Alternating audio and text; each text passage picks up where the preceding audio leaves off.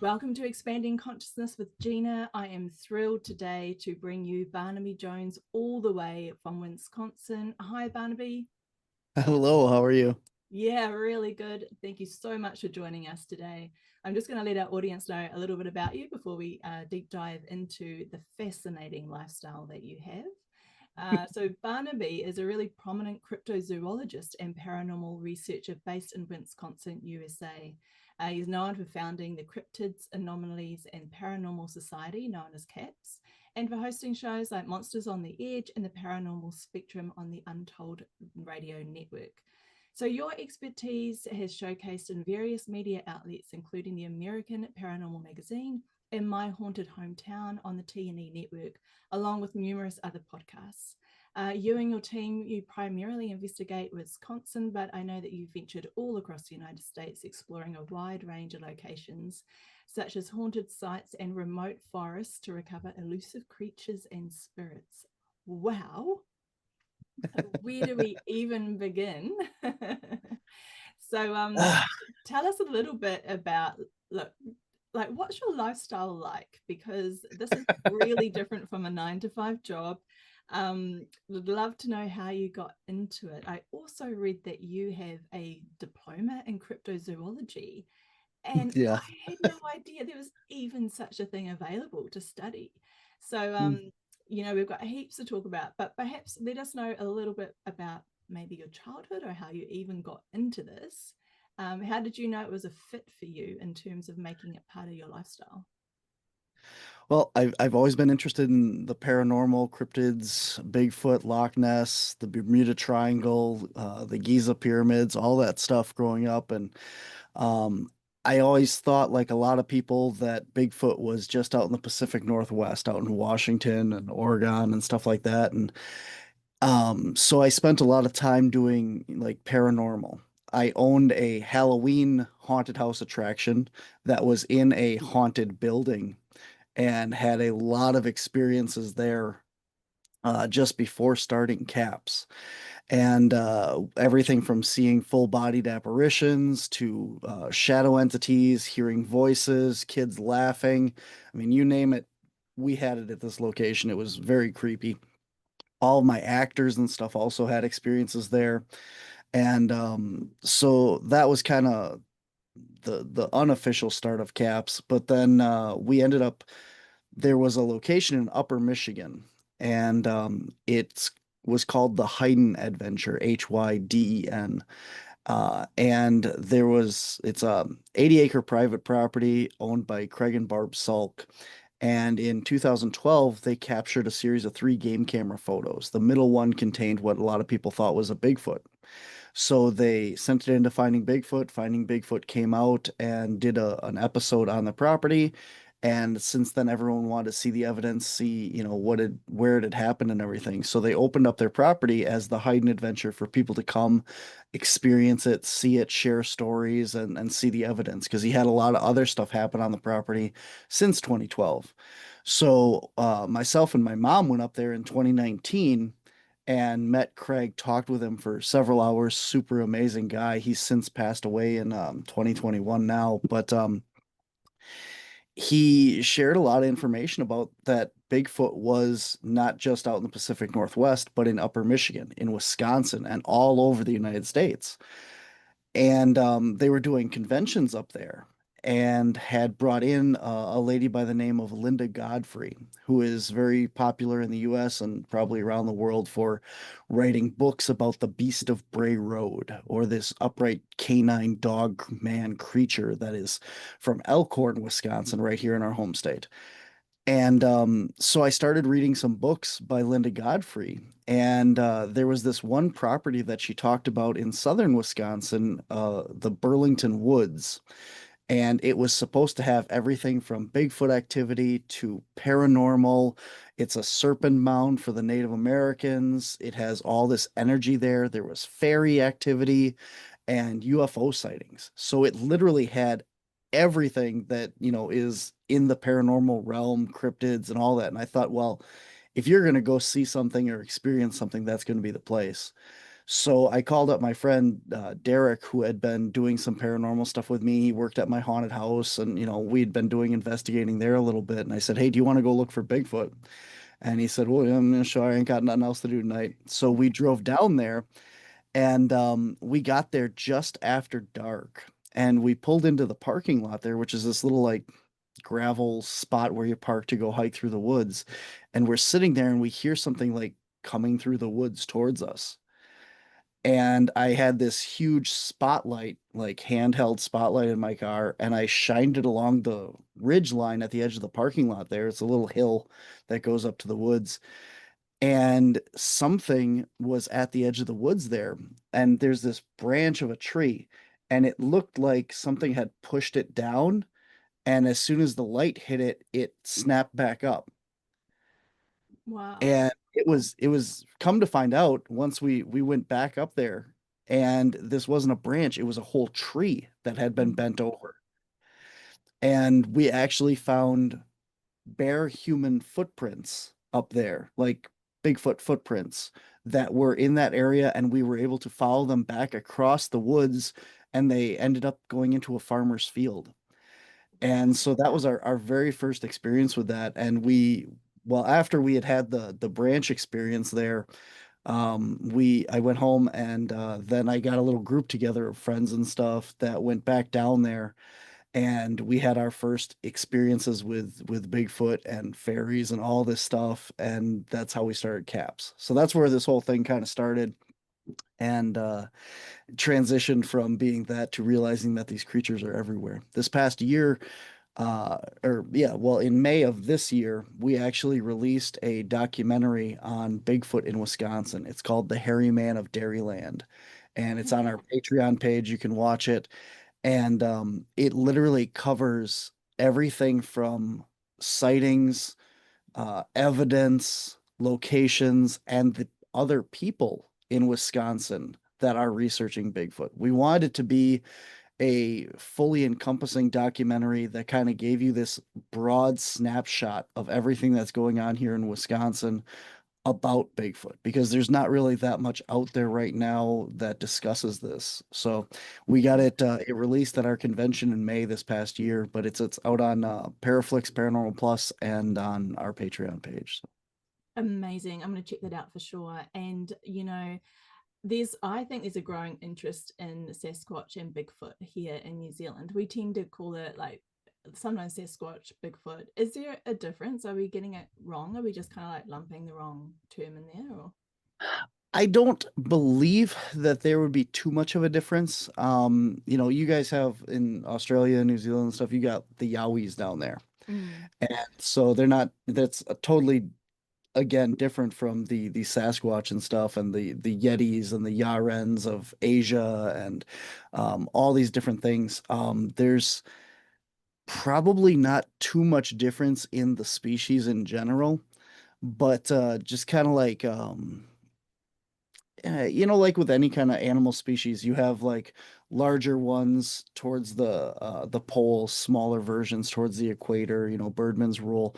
So you have different variations of the creatures, but they're probably all pretty much the same animals depending on where you look. Even across the United States, you have probably 100 names for these creatures, just wow. depending on what state, what city you're in. You have the Florida skunk ape, the Ohio grass man, the big white thing down in Alabama. You have, just tons of different local names for these creatures, because back in the day when you didn't have the internet, if something came through your city or town and your newspaper reported it, they gave it a name. Mm, And if they weren't familiar with the sightings in a state over or something, they had to come up with this name for these creatures. So each area, each region tends to have its own local names for these things, and all the indigenous people and tribes have their own names for them as well. So cool. Okay. Yeah. And like you were talking a little bit before about seeing the foot, like how did you recognize? Because it's really common to hear about how trees and branches get moved in certain angles, certain positions, kind of like as clues that, yeah, you're near a Sasquatch or a Bigfoot. And then obviously the foot. I mean, how did it look different to you compared to like a human foot? Mhm. Well, the main thing is, and this maybe not is so uncommon, but it's not in a shoe, obviously. Mm. And so the area where we found it is very, like, you wouldn't want to walk through it barefoot. There's a lot of sticks, a lot of debris in the forest where the first prints that I mentioned earlier that we had found. So first of all, like, why is somebody walking through the woods there barefoot? And people do it. Like, don't get me wrong. There's no reason why somebody couldn't do this. And the prints were only about 9 inches long. So probably a juvenile to teen kind of age range for one of these creatures, but very in the realm of a human size for a footprint. But the difference is between these is you have an arch in the side of your foot where when you step, it kind of pulls away from the ground, and humans have this like chunk taken out of your footprint. Hmm. So that makes sense. The Bigfoot does not. They Oh, also tend to be a lot wider. When you find these prints, they're anywhere from 4 inches to 8 inches wide. wow. And so that kind of tapers a little bit towards the heel, but not Mhm. very much. So when you look at the typical human footprint, if you're looking at a 14-inch or a 12-inch footprint, because you have a lot of people that have 12 to, 14 size shoes, right? So you have these big feet on people as well, but they're nowhere. I mean, you're looking at about 3 inches wide, 3 to 4 inches maybe. So when you see these other prints out in the woods and they're, 6, 8 inches wide at the front, like along the toes, there's no human that has that. You don't see shoes made like that. So Mhm. these prints are very, very distinct. And you do have bear, like, bears, bare feet as well, which are wider. And sometimes you do get these mistaken for Sasquatch or Bigfoot because bears tend to have a double step. When they Mm. walk, the left side moves, then the right side moves, then the left side moves. They kind of shuffle their feet when they walk. And sometimes you end up with double step footprints. So you do have that. But then again, you kind of can see like a figure eight shape sometimes of those prints where you'll have the one print and then the second print on it. So you just got to know a little bit about the other animals in the area and what could be leaving these prints, and hopefully you have a enough prints in a row that you're able to study this. But a Mm. lot of times you don't get those prints. You have the woods for anybody that, if you haven't been out in the woods, there's a lot of leaf cover. There's a lot of debris on the forest floor, and there's not a lot of opportunity to leave footprints. So a lot of times you'll only have one footprint. Sometimes it's like pressed into moss is also very common. Now you Mm. can't cast that because it's just squishy and there's no real indent that you can see, but you can't pour like plaster of Paris or something into able to cast those prints. So it's very rare to actually find a footprint that's, like the gold standard of being able to see a foot shape and everything. So Mm. Oh, that sounds fascinating. I mean, maybe are you able to talk us through like some of your investigative process, kind of like from start to finish? Because it sounds like you might be casting some of the feet imprints and things like that as well. Like, so what kind of happens? You get a phone call and someone says, "I've got a sighting," and then what do you kind of do? How do you know whether to act on it or not? sure. So we get a lot of times it's like during hunting season. You get a Right. lot more people out in the woods and stuff and hunters. And I'll talk you through one of the ones that we got last year. We got a hunter that was out with his son, and they were just kind of out like scouting an area. And he basically got chased out of the forest by one of these creatures. It kind of Whoa. bluff charged him, ran up on him. He said he heard like the of foot on the path behind him. Mhm. And as he turned, it like dove into the woods.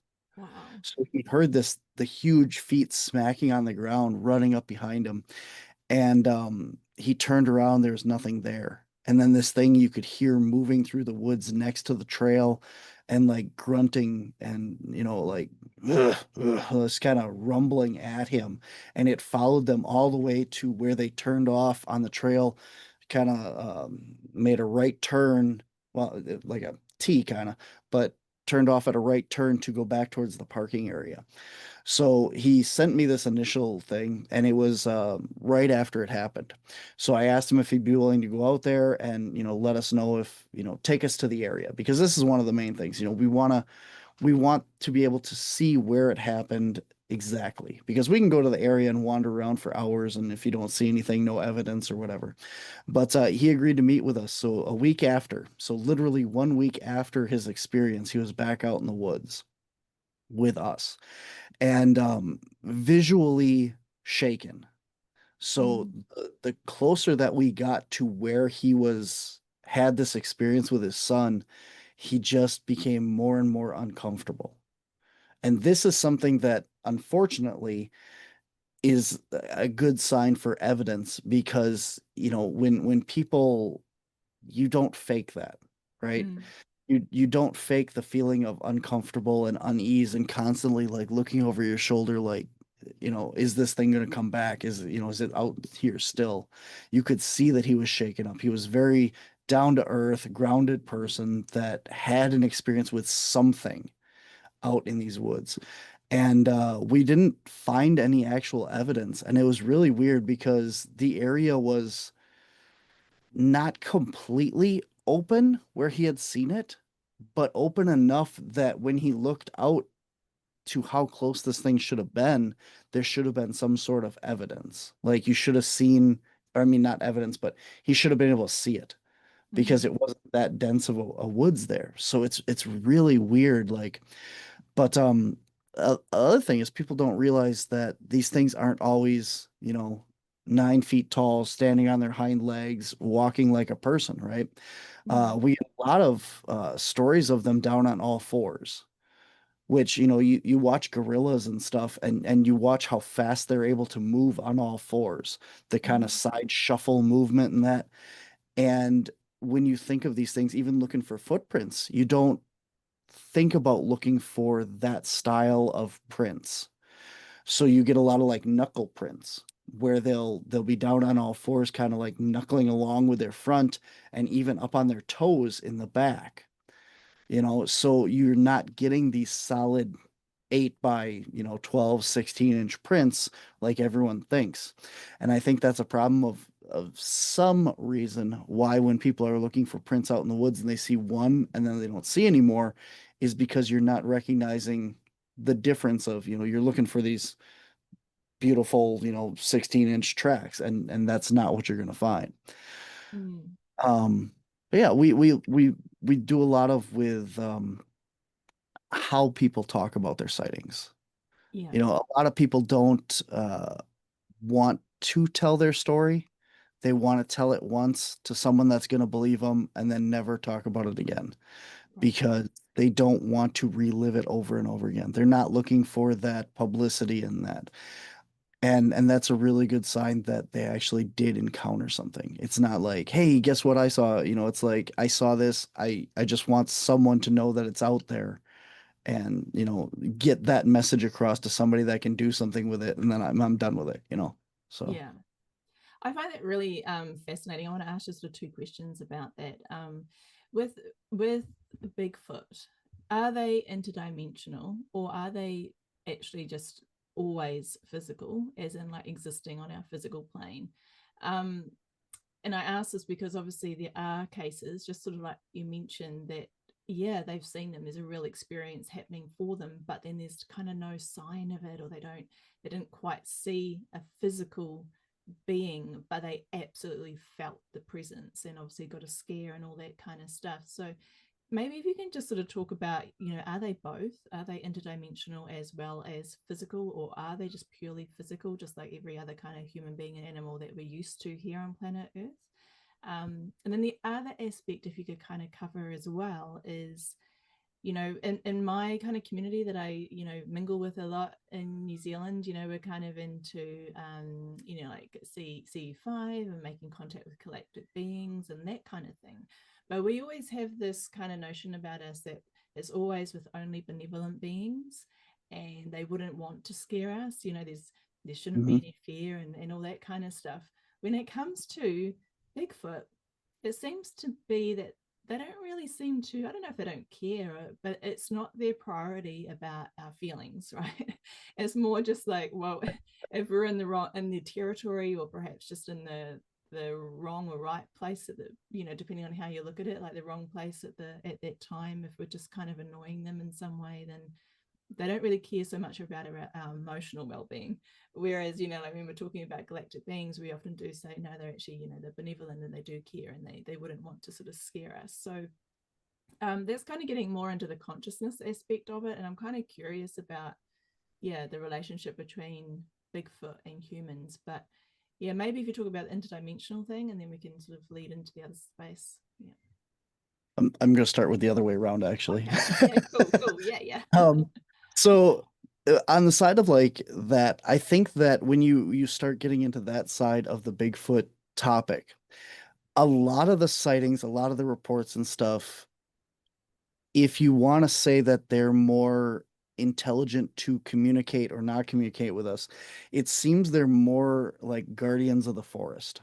Mm-hmm. So it's not that they don't care about our well-beings, they care more about the forest.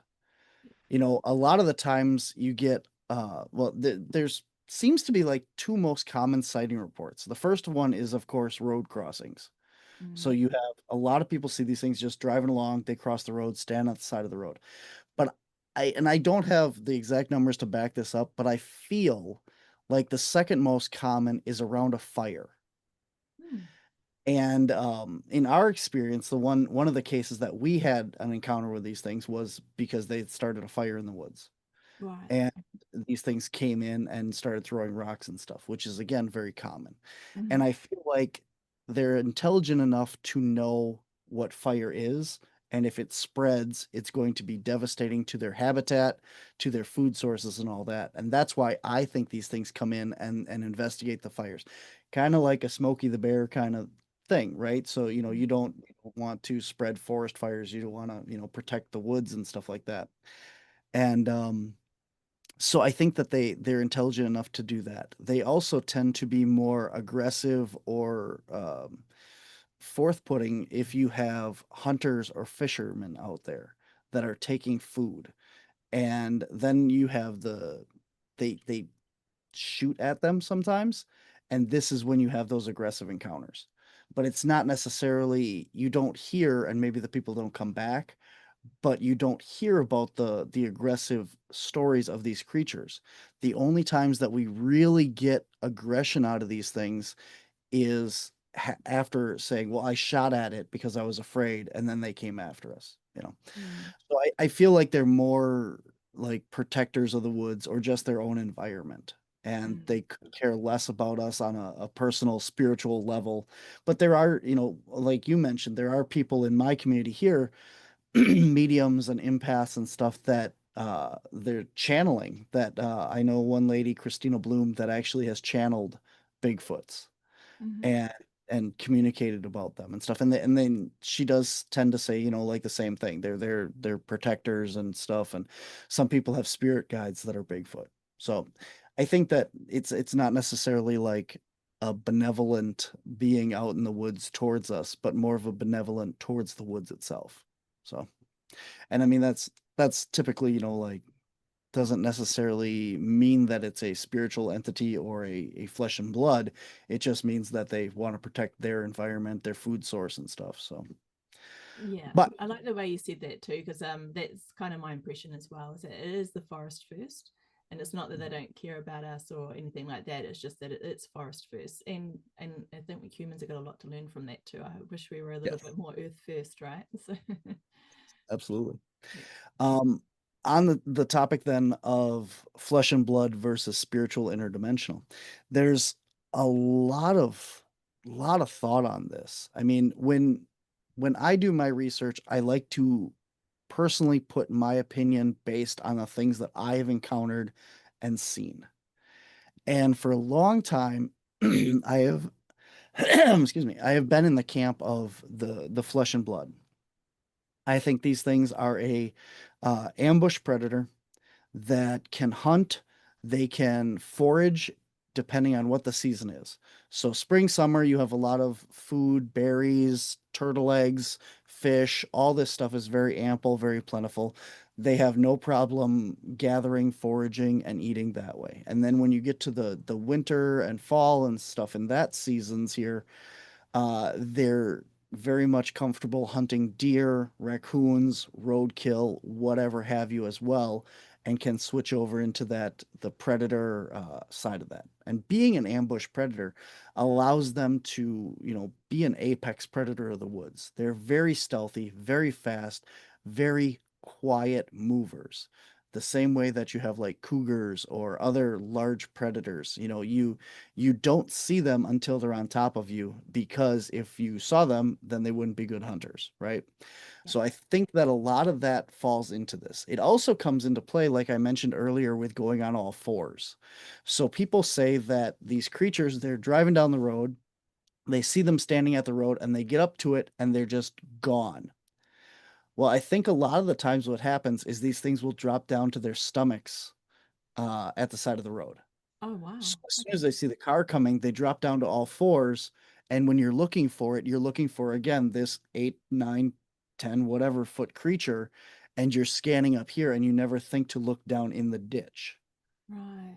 So I Yeah. think that a lot of these instant disappearances and stuff can be kind of played into that realm of just really good camouflage and not expecting this animal to behave the way that it does.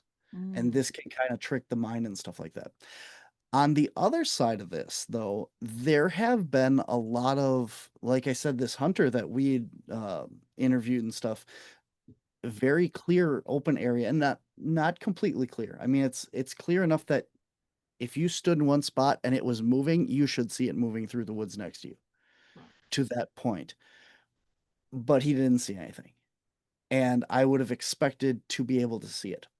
On the Mm. other side, I have a very personal story about this as well. We were investigating the Hydn Adventure property in Upper Michigan, I mentioned at the beginning of the show. Mm-hmm. And we were walking along one of the trails on the property, and something was moving through the woods next to us. And I have a thermal imager, so I can see heat signatures and stuff when they're moving in the woods. But next to me is very dense, so very thick brush, trees, ground cover, and stuff. And again, I don't always jump to the conclusion that it's a Bigfoot, but I want to know what it is. If it's a bear, there's bears on the property. I know that. There's deer on the property. There's bobcats. There's coyotes. There's all kinds of stuff. Something is moving through the woods directly next to us, kind of pacing us, which is very weird behavior for an animal to begin with, Mm-hmm. but I can't see it on thermal. And so I get to an area, it's following us along this trail for maybe 20 to 30 feet at this point that I know that it's there. And the side of the trail opens up where I can see into the woods now. The brush is only at the edge of the road. I got an opening. So I took a step off the path into there to try and scan with the thermal flashlight and see if I can see anything. And you hear distinct large footfalls, thump, thump, about maybe at my, 9 o'clock position. And at the same time, over at about the 3 o'clock position, well, no, about 2 o'clock position, you hear thump, thump.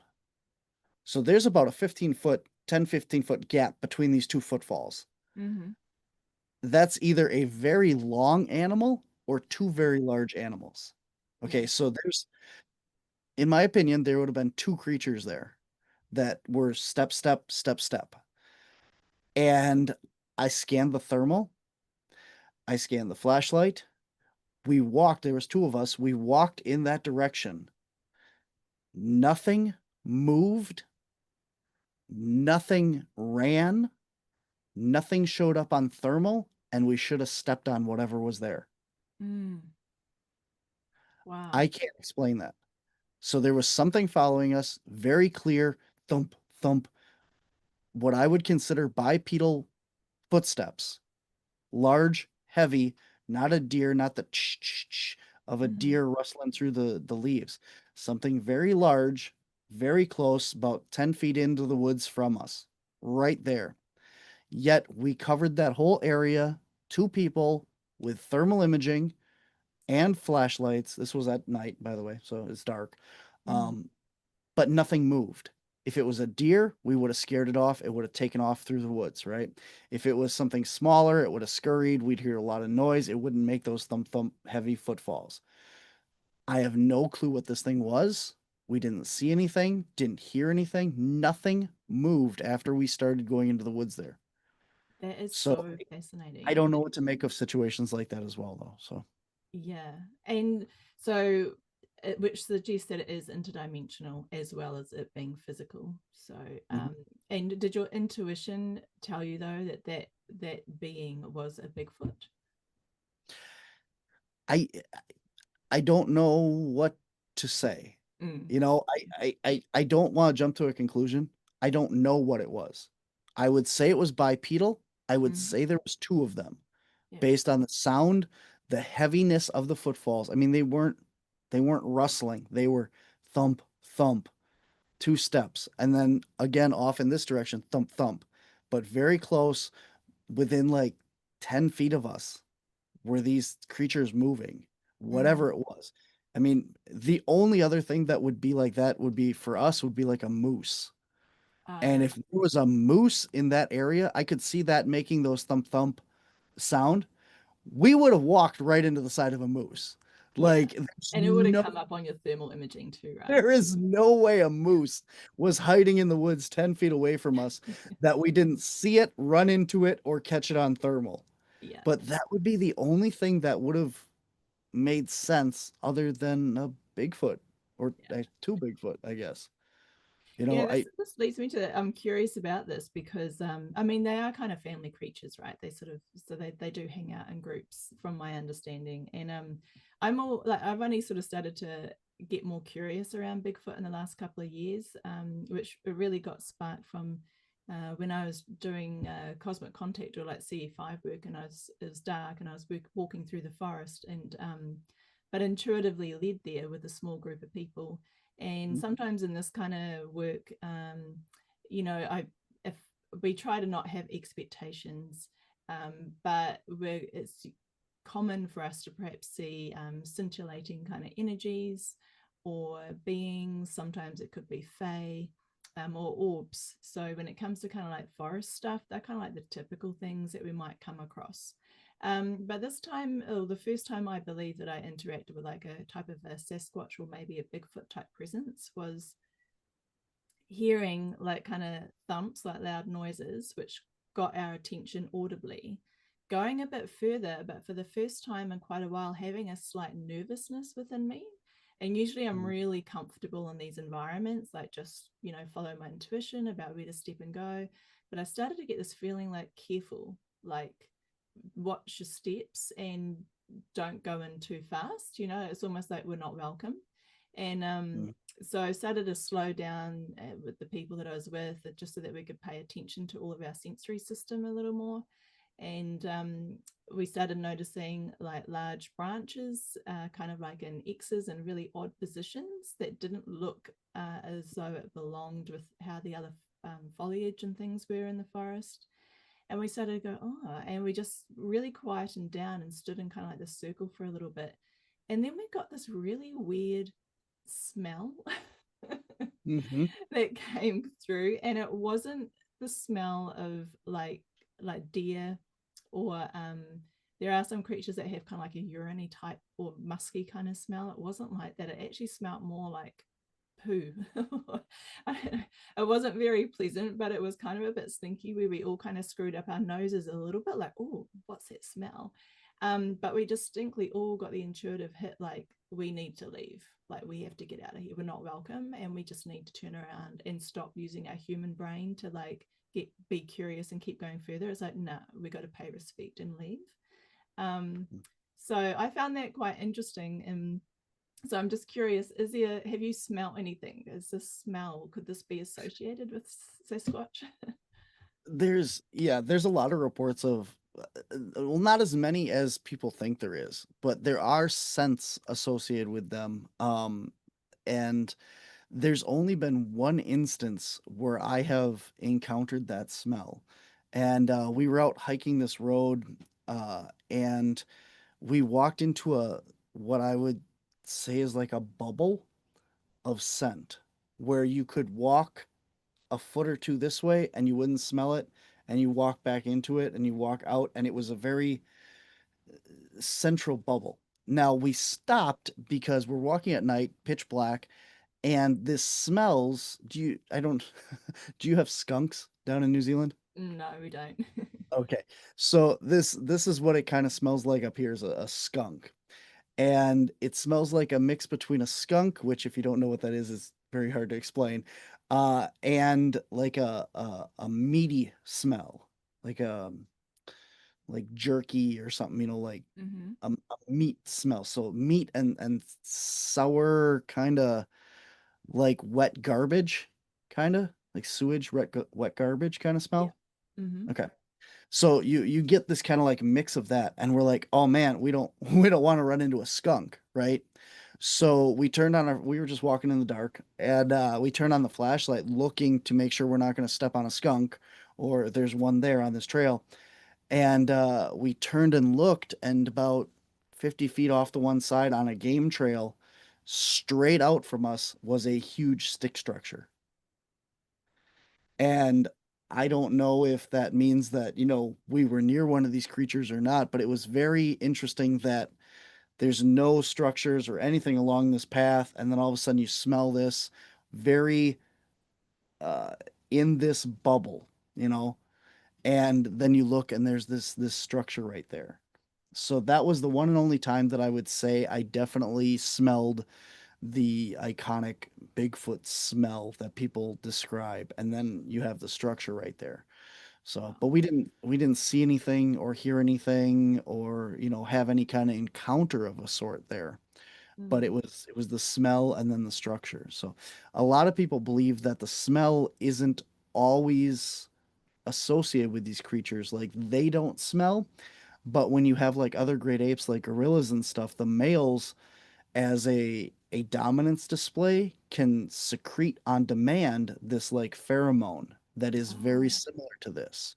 right. So if you come up on one of these things in the woods and it wants to assert its dominance or kind of like a threat display and kind of like, hey, this is my area, get out, they could be spraying a scent like that and kind of using that as a powerful like look how big, look how much I smell, I'm a big man, and um it's kind of more likely that's what the smell is that you're picking up when you encounter these things. So it, like I said, it's not, I want to say, like I said, I'm not a statistics on all this stuff, but I've heard like I want to say like less than like 25% of sightings have a smell. It's a Okay. very small portion of sightings actually report having Mm. a smell with them. But people always think that it's a lot more than that because you do hear the stories about it, but Right. it's just not that common. So I like how you mentioned it was like a bubble of smell because that's exactly how it was. It yeah. was like in the Mhm. spot and then not, but there was nothing on the ground, like there was no animal dung or anything like that. It was Yep. just, yeah, so they're really interesting. And it did smell like wet sewage. It was really, really interesting. We could not, yeah, there was nothing else like it that we could identify it as. So, yeah. Not like a breeze or nothing either. Like it wasn't No. like it was blowing from somewhere. It was very much you could walk in either direction out of it and Mm. then walk right back into it and it was just as strong. So Yeah. Yeah. yeah, really weird.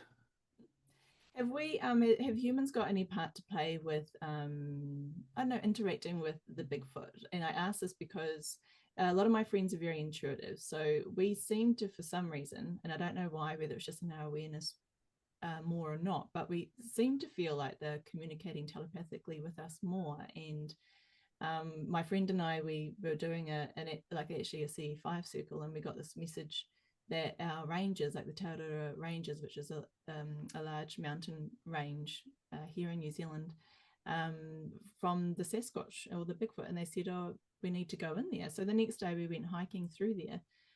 We didn't see anything, but telepathically we were guided to where to go. And man, it was a trek. I was sweating, right? It was it was quite a hefty trek that day for me. But where we got to, we realized, oh, there's a lot of trees that have been felled and cut down and destroyed and left. And actually, the land where we were led to was looked quite ill, actually, just quite unwell. It wasn't cared for. Obviously, people had gone in to take the wood or whatever, but not really cared for the land or regenerated it. And we just sat there and we kind of just did healing, because we're both healers as well. And as we were walking away, we sort of felt like there was a thank you that came from the same source of beings that guided us there. In our minds and our intuitive feelings, we feel like that was Sasquatch, but we haven't seen them, or they haven't said that to us directly. We just have that feeling about their energy signature. Do you feel like, can we do anything to help these beings? I mean, do we have any role to play with our interrelationships, or do we have an interrelationship with them? I think it goes with any animal species. We have a responsibility to protect their natural habitat where they live and where they, exist. I think that it goes along with that.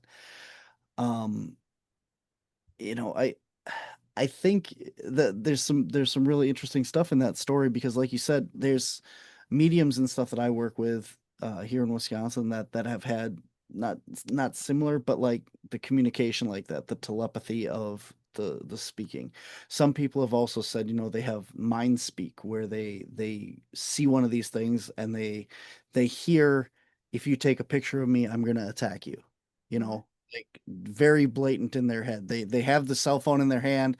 The thing is standing in the trail in front of them, and it says, "If you take a picture, I'm gonna have to do something. It's Yeah. not gonna end well for you." And they just go, "I just felt like I should put that away," and then they did, and things kind of relaxed. Mhm. So you do have these situations. Now, is it our little lizard brains that is scared of this, or is it something that's actually communicating? Now, you can look at this from a metaphysical woo crazy psychology kind of standpoint of, well, these things have paranormal abilities and that, right?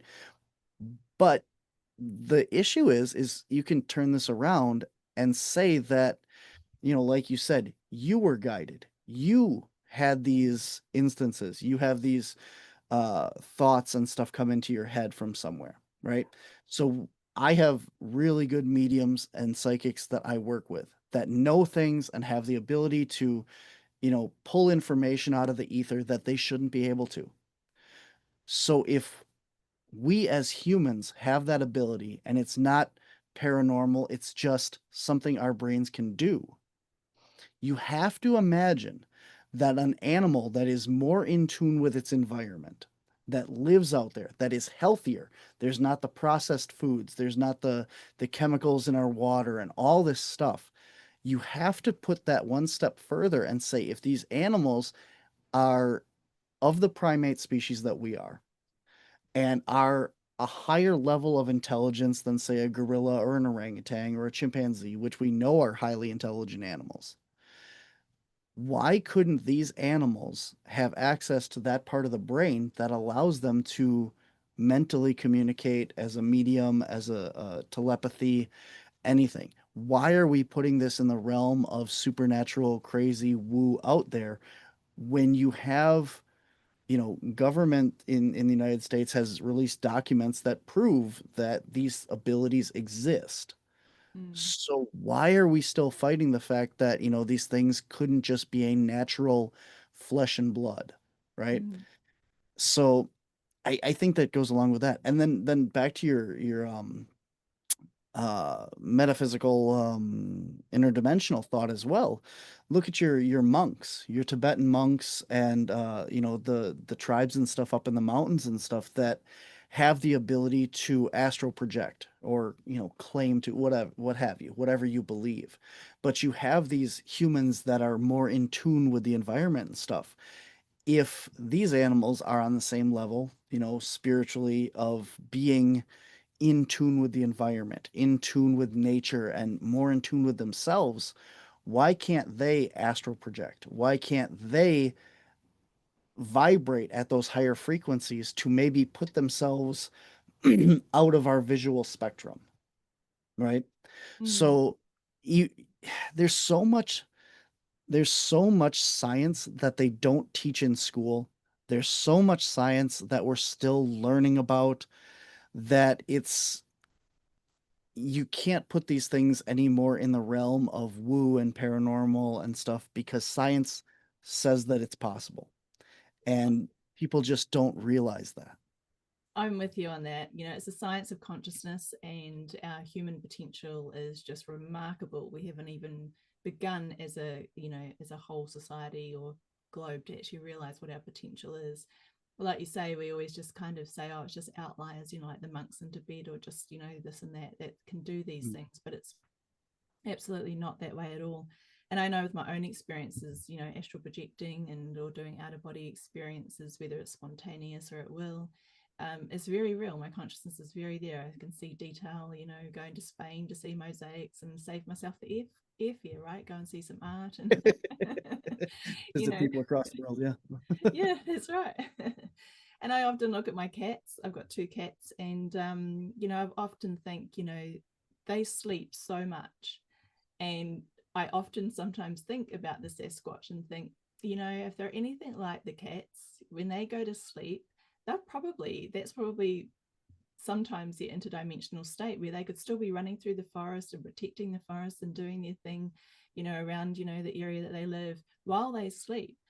So sometimes I feel like these encounters is probably like, yeah, sure, it's their interdimensional self, but maybe a little more accurately, just their consciousness, you know, in the same way that a human does astral projection, out of body experiences, where a lot of your consciousness and your energy leaves your physical body and goes out exploring and can have an impact. Like you can actually physically move things when you're in this consciousness state.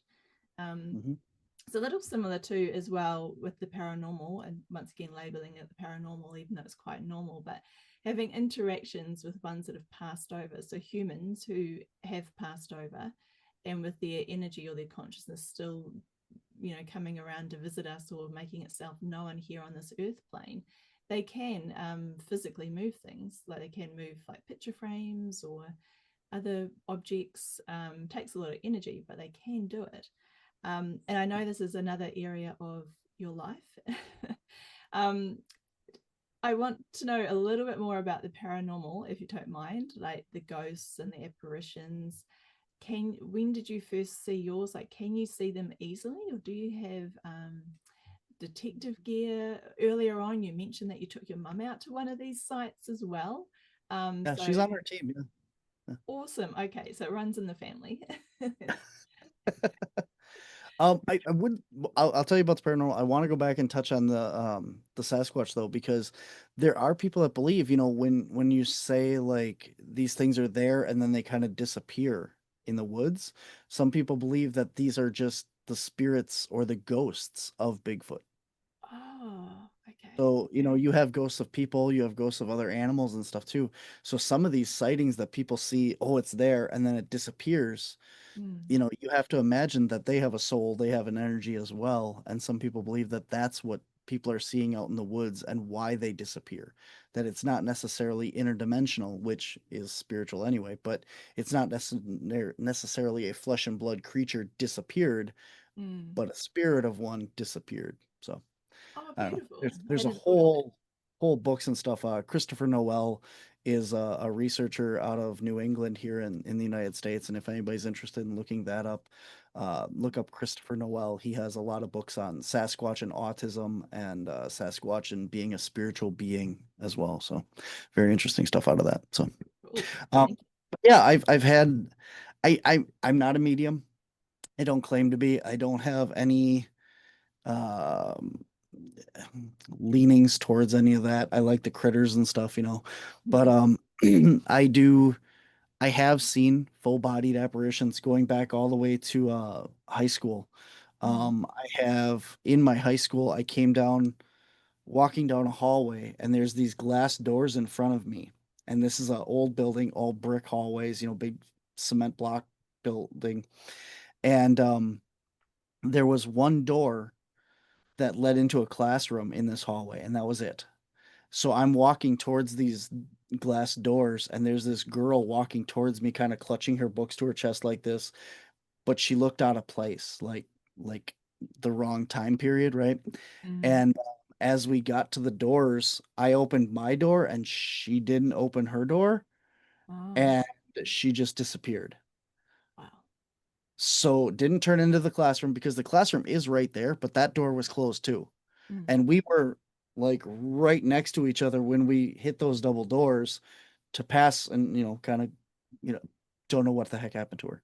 So that's wow. that's the first full-bodied apparition that, or whatever she was, that I can remember seeing. But And how did I you react to that? Did you have enough awareness of what apparitions were to kind of like, how did you even make sense of that moment in your reality? I don't remember. I mean, I remember the encounter, but I don't remember enough that it had that big of an impact on me. I don't know. Mm, It's stuck in there, but I think like it wasn't, it sounds weird, but it wasn't as, like, oh my God, as you'd think it was. mm-hmm, I guess it was just like, oh, I saw a ghost. You know, I mean, I do remember taking a double take and walking back through the door and back and looking like, but when you're in high school and stuff, you have a bell, right? And this was like during class or during a lunch period or something, because it wasn't passing time. Like it mm-hmm, was just me and her in this hallway. So I don't remember the exact situation of why I was in the hallway at that time, but it mm. was in between classes, or I was going to the library or the lunchroom or something. And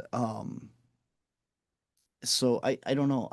I remember, you're on a time crunch. I don't have time to stop and analyze this. I gotta go where I'm supposed to be, or I'm gonna get yelled at or whatever. But I remember stopping and looking like I don't know what that was. And it left enough of an imprint that I still remember it till today.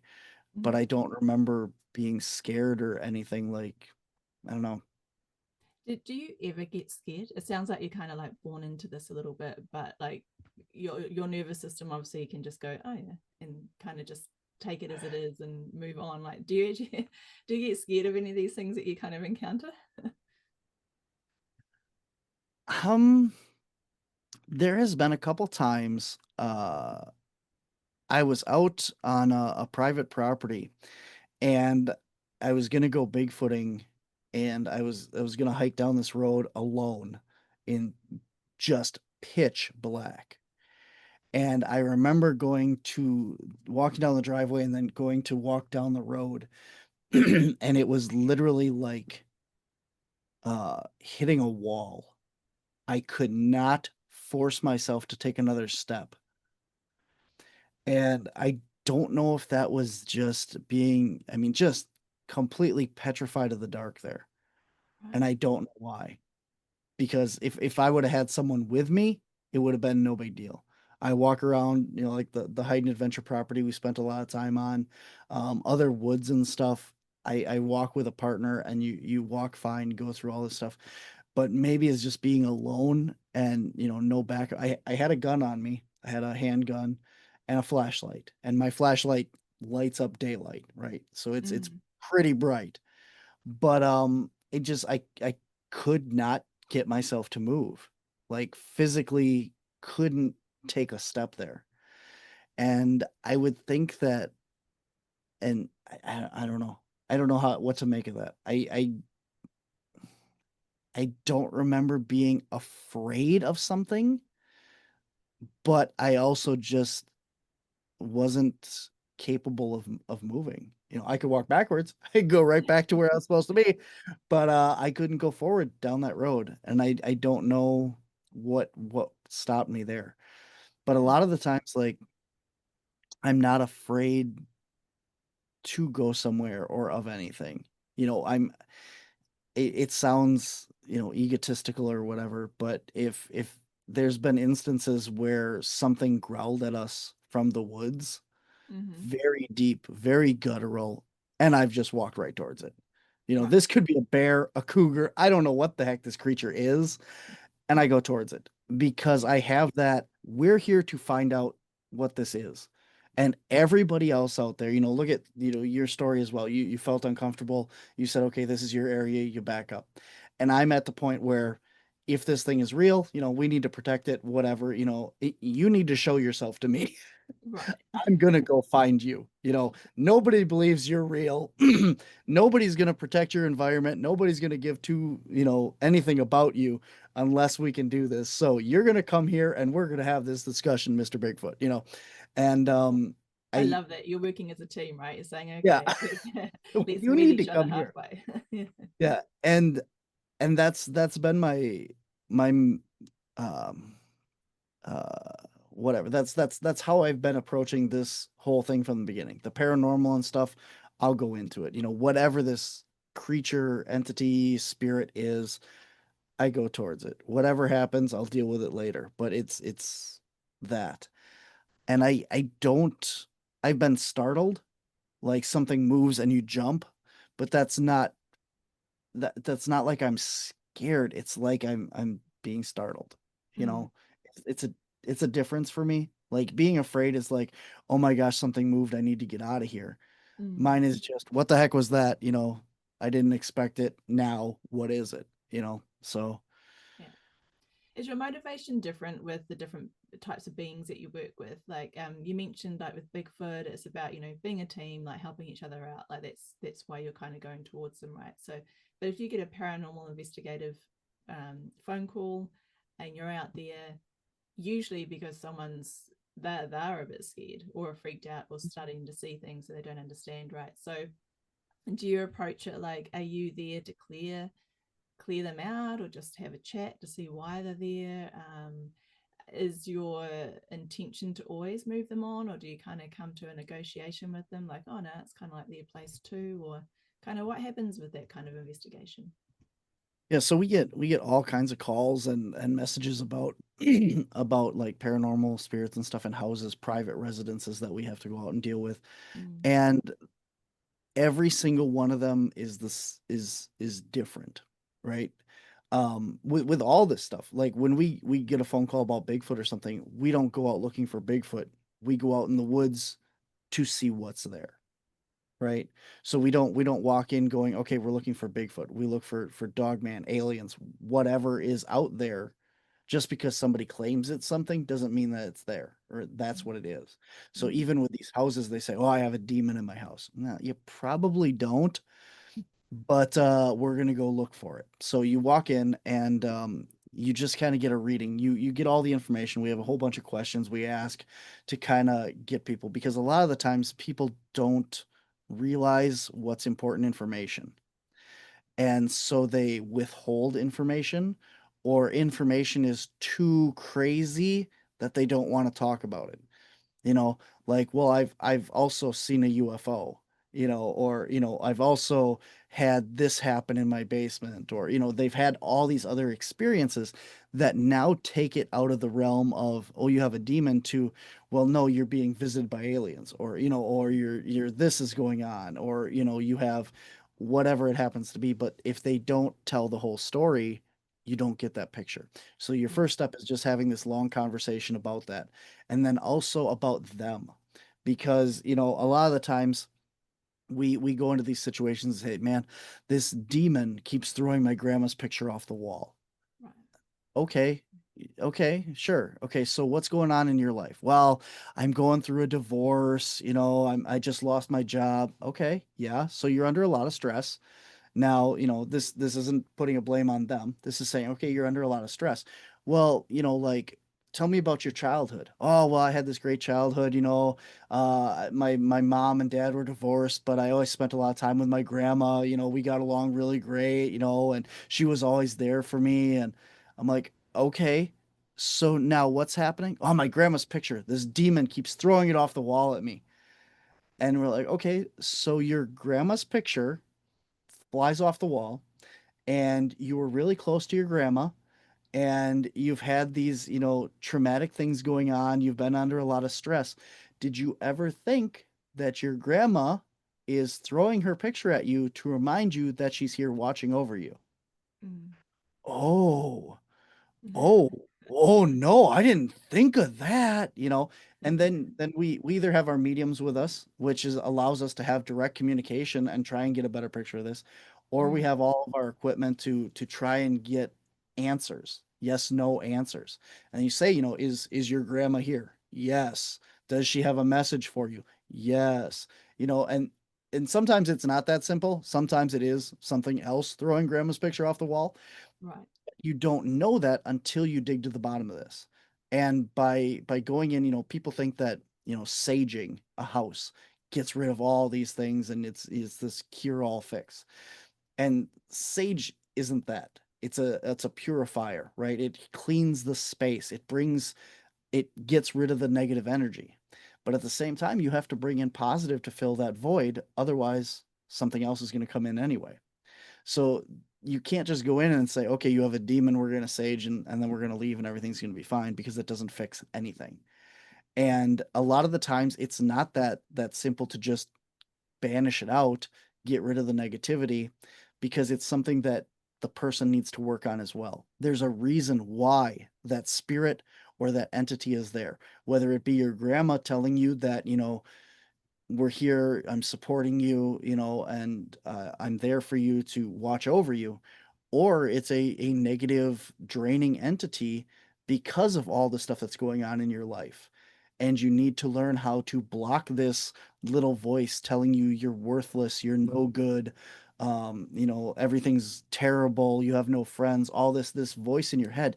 You need to learn mentally and emotionally how to block that, and then work on yourself and build your own energy back up, because otherwise these things are just going to keep coming back and it's a spiral and a cycle.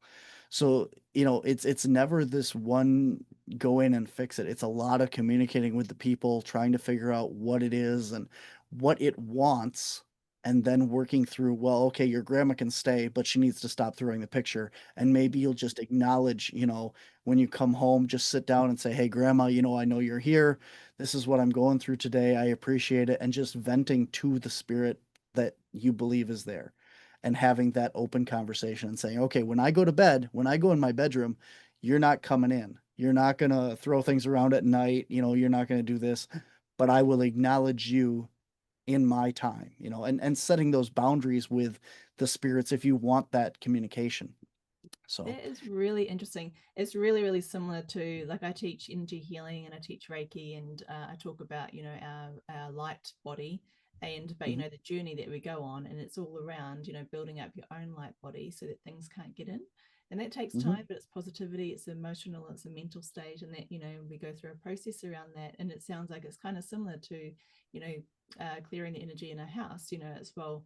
Like you say, yeah, you can clear it, but what's going to fill it next? So you need to be emitting or filling it with positive vibes, really like high frequency stuff. And but it's a continual thing. I mean, I would assume like people would have to work on this daily, like it's like a daily hygiene, like spiritual hygiene practice, and not just sort of doing it once a year and then thinking that might be enough. yep. Yeah, it definitely is. And people, unfortunately, there are people that care enough and they take that next step. We have a whole list on our website, Wisconsin Caps. We have a list of trusted affiliates that we have specifically worked with, we have vetted, and these people are 100% legit. Anybody can apply to the list. We go through it, and because we want people, no matter where you are, to be able to reach out to these people. They're all available online for consulting and work virtually as well for training and stuff. But we give people this opportunity to say, if you want to learn these skills and have this continual improvement, this is where you go. These are the people you can reach out to. All their information is there. And unfortunately, we don't get a lot of people that reach out. Oh, And that's really? that's that's Wow. really disappointing, because they go in and they don't believe it. You say, like, they're willing to go and say, my house is haunted, there's a demon throwing this picture off the wall, but I'm not going to take the time to, build up my defenses and take care of myself. And that's really disappointing. Oh, That's interesting that you see that too, because I don't do it now, but I used to do house and land clearings. Except the reason why I don't do it now is that my own guides, like spiritual guides, have said not while I've got children dependent on me. Like I'm just focusing on other things, healing work and stuff. And but it used to be the case that people say, okay, I'll just pay you a fee, come out and do the house and land clearing, and then but months later they'll be like, hey, that kind of things come back, or that thing, it's like, well, what are you doing on the land, what are you doing in the house in between these times? Oh, you're having these circles or these gatherings that are kind of a little nefarious or whatever, however you want to kind of judge it, but of the lower vibration, and it's very attracting, or just creating an environment that kind of supports these lower vibrational beings to be around. Yep. And it is a daily practice. Like we do have to build up our vibration every single day. It's a discipline. A lot of people kind of get a bit lazy with the discipline. They go, oh yeah, I'll do that, and then it just drops away. After a few days, it's like a little too hard.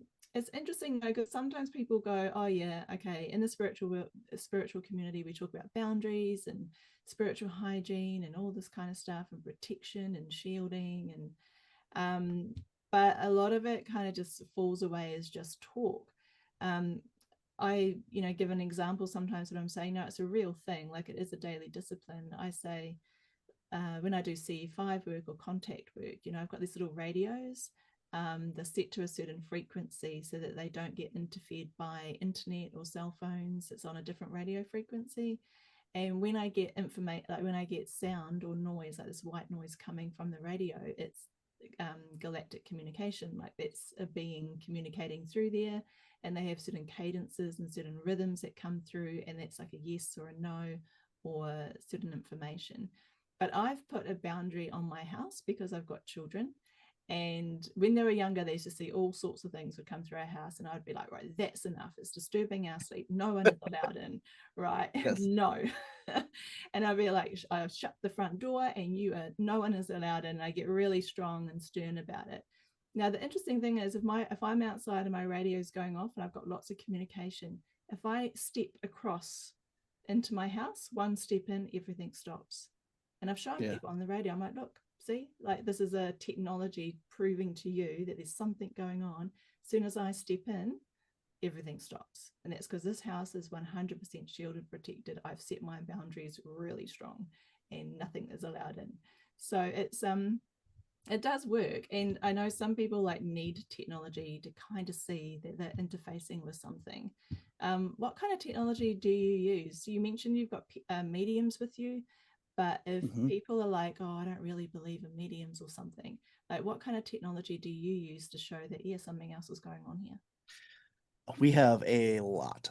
Anybody that's watched any paranormal shows on TV, we probably have that piece of equipment or a version of it.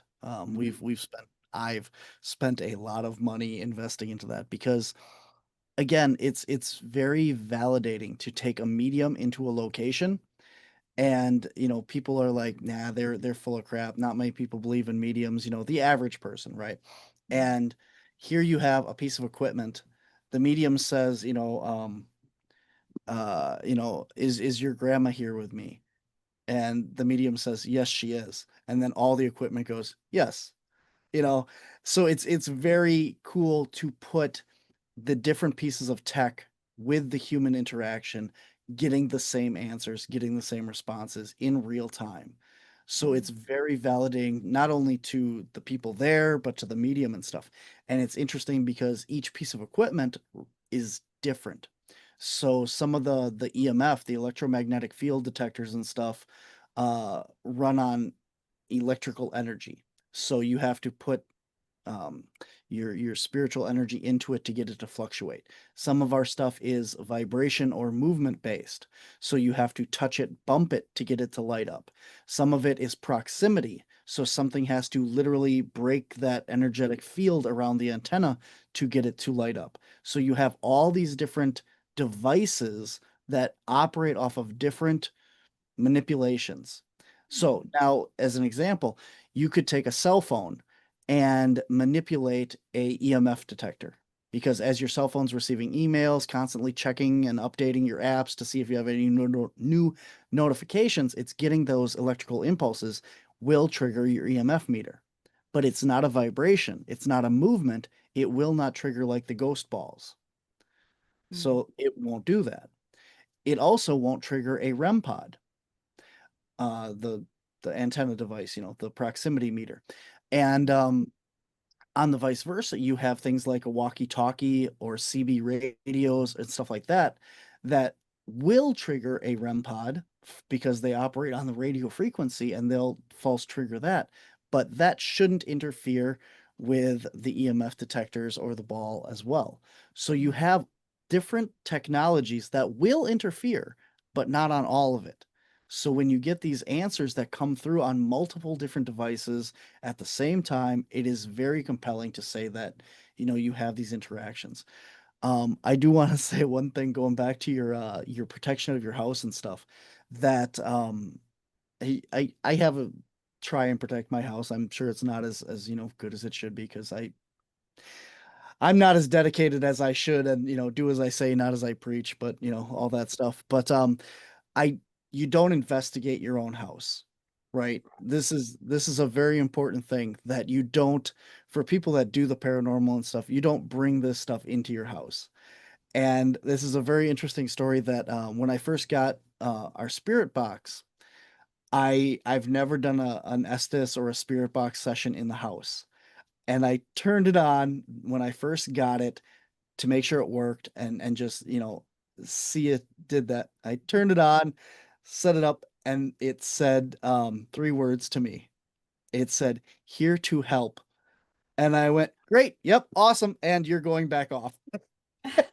I'm glad you're here to help, but you're not coming in my house and I don't care anymore. Yeah, Turned it off. I've never turned it back on just to test it or anything in my house again. I'm like, "No, we're done.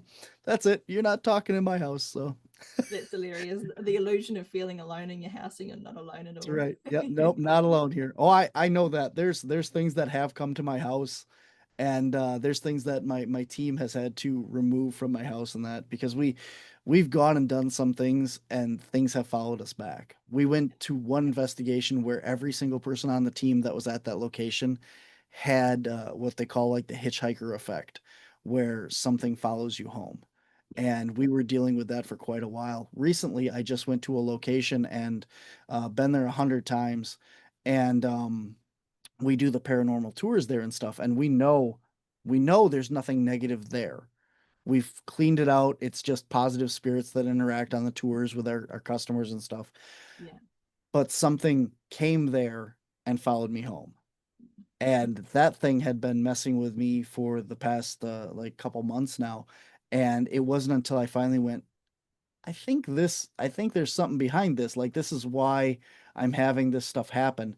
And I asked my team, my mediums, to look at it, and they said, yeah, you have this thing that came from there, and they were able to clear it off and get rid of it and stuff for me. So it does happen, and it's just something decides that it wants to attach to you and follow you. And but Yeah. I think yeah. that having a teamwork is so important, like you say, like because you got like other people that can actually just clear you, like clear out the house. And the hitchhiker effect, oh, that is so real, and that's exactly why my guys have said don't do this work while you've got children. Like I used to do it Mhm. prior.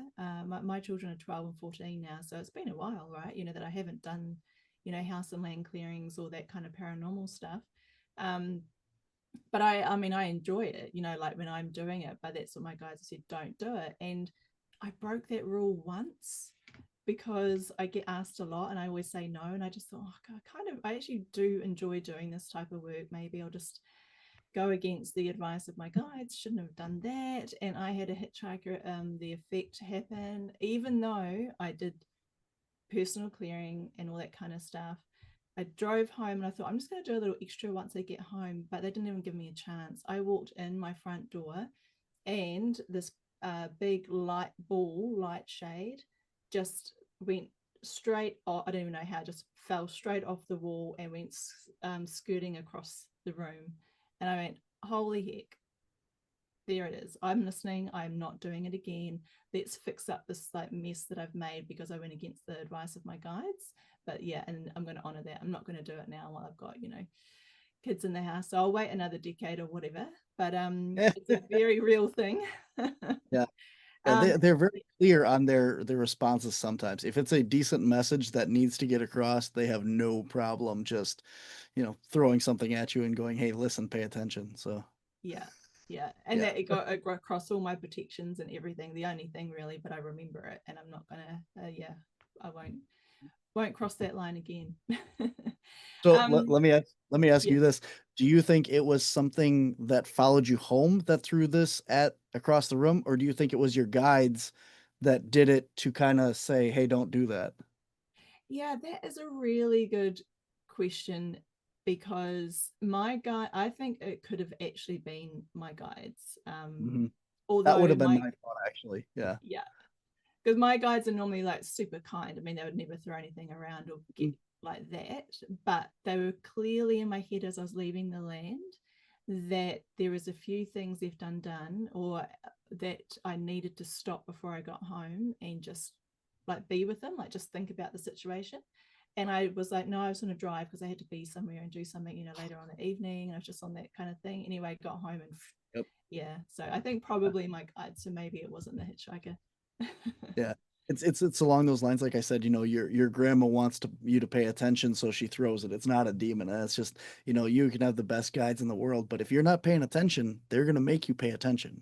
So Exactly. yeah. Exactly. On that note, is there anything that people can do in terms of, I mean, changing perspective? I've loved that. So, key takeaway today for people listening is sometimes change of perspective. It might not be the demon, it could be the loving grandmother, right? So, changing perspective on the situations. Discipline is really important for keeping the vibes high in your home and environment and where you are. Is there anything else you want to leave people with in terms of like if they sometimes go through things themselves, what can help them? What's things have you lent out in the field that every person could benefit from hearing? I think that all that goes for anything that you do. So if you're going out bigfooting, if you're looking for dogman, you're looking for a lake monster, whatever, you're looking for paranormal, UFO, fairies, your intent and your intention and your well-being are just as important. If you go out there and you're having a bad day, something's going to find you, and you should not go and do any of that stuff if you're in a lower vibrational mindset. And people go out to commune with nature as a way to rebalance and stuff. So it's kind of that fine line of needing to protect yourself at the same time and set your intention where you go and what you want, because if you don't, something else is going to come in and find you, like you said. And I think that's the biggest thing. We've done investigations. My mom has gone in where she's sick and like cold sick, like disease Mm-hmm. sick, whatever. And things have attached and had problems and kicked her out of locations. And so she's very big on that, if you're sick or you're not healthy, don't go on paranormal investigations now because things will attach and do that. You need to be healthy and balanced in all aspects if you're going to try and chase this stuff, because otherwise bad things are going to happen. That's probably the most important. And um just be open. Like I said, don't go out looking for Bigfoot because you're not going to find it. Go out to experience the woods, go into a location to enjoy the history of the location if you're going to go. Go in with the intent of that, because you're if you go out in the woods to look for Bigfoot and you don't find it, you're going to have a bad day. If you go out in the woods to experience the woods, you're going to enjoy the woods, right? Mm, And don't go out looking for Bigfoot. Go out there to see what you can find, whether it be a fairy entity, a dogman, a Bigfoot, a UFO, paranormal. Don't go in with the blinders on, because like I said, people talk all the time about well, I was out Bigfooting and I saw an orb, so Bigfoot must turn into an orb. oh, Why do you jump to that conclusion? When you're out deer hunting and you see a Bigfoot walk in front of you, do you think it's a deer? Right? yeah. Why are you jumping to that same conclusion? There are way more things out there in the world than just Bigfoot, and deer. There's orbs, there's entities, there's all kinds of stuff that these things could be. So Yeah. don't have blinders on as to what you want to see and experience. Just experience what comes and analyze it and think about it later, because otherwise you're missing out on things and missing evidence and stuff by putting that. If you see you're out bigfooting and you don't believe in orbs or UFOs and there's a light in the sky, you're going to write it off and ignore it when that Mm. could be some very important part of the puzzle here. And like I said, when we go on investigations and people leave out these crazy things because they don't think that they matter or they don't think that we're going to believe them, we're missing big chunks of this puzzle. So don't have blinders on in your situations. Yeah, that is really sage advice. Thank you. That's, yeah, great advice. Now, one thing I ask all my guests before as the final question, if there is one truth that we could all wake up to, if you could click your fingers and just have us wake up to one truth, what would that be? We're not alone. Yeah. Whatever it is, fairies, interdimensionals, extraterrestrials, there's more than just us. And believing that we are the highest level intelligent being, even on Earth, is very egotistical. You look Mm. at so many other species like the octopus, the chimpanzee, there are so many, the dolphins that have just as high intelligence or higher. But they always, the old adage, if you judge a fish by its ability to climb a tree, it's going to be the stupidest animal out there. But if the monkey can climb a tree but can't swim, it's the same thing. So it's completely different things. The octopus doesn't need to know what we need to know, and we don't need to know this, but we're all very intelligent, and there's a lot more stuff out there that we can't see. We don't have the abilities to see. The eyes don't work that way, and hear, and there's so much more out there. Beautiful. Yep. Stay curious, everyone. And Barnaby, thank you so much for your presence, your knowledge, your wisdom, for sharing your experience today. Please just let everyone know again your website, how to find you, your social media, anything you've got coming up, because, wow, so interesting. You do so much. Absolutely. As you see in my little picture there, we're on all social media. We're on Blue Sky, TikTok. Oh my gosh, TikTok, Twitter. I was trying to combine TikTok and Twitter, and they both are X now. I'm sorry. Well, I don't know what the heck social. We're on pretty much every social media platform as Wisconsin, the full word, CAPS, CAPS, Cryptids, Anomalies, and the Paranormal Society. All of our links are at wisconsincaps.com, and it's WI, the initials for Wisconsin, Caps on Instagram, but everything else is Wisconsin Caps. You can find us. So Amazing. Check it out. Thank you, everyone, for tuning in, and thank you, Barnaby. yeah, you're very welcome. Thanks for having me.